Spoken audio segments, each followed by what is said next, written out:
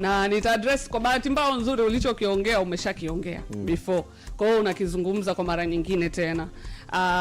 Agenda ambayo umeongea unaonekana hata sasa hivi ulivyoongea kwamba issue ilikuja baada ya Simba kupost. Yes. Wakikupongeza. Wakinipongeza. Umefanya kazi nzuri ya kuwatangaza mwanachama wao. Asante sana. Post yako ya kwanza ukuattack Simba. Uliattack Minali na career yake. Maybe kwa sababu uliona uliona inakaa fit. Kwa sababu ulisema mwandishi imekuaje Rio Ferdinand ameletwa kwa ajili ya AFCON unamuuliza mambo ya Simba. Yes. Si ndio? Na attack iliyokuja ikwenda kwa Ahmed Ali. Mimi ni mwandishi. Nitahoji hata hapa kwenye XXL nitamhoji Harmonize. Sawa? Timu ya Harmonize itaamua sasa ngoja tuchukue tupandishe.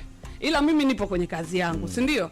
Ila mwisho wa siku wewe badala ya kwenda tuseme kwenye mfano wa timu ya Harmonize ukamwambia kwa hiyo mnabeba hiyo agenda, wewe hukwenda kwa timu ya Harmonize, umeenda kwa mtu ambaye yupo kwenye ajira yake, kazi yake, ambaye ni Minali, yupo kwenye treni, amepata nafasi ya kuuliza maswali kwa dakika 11 na ameuliza maswali mengi.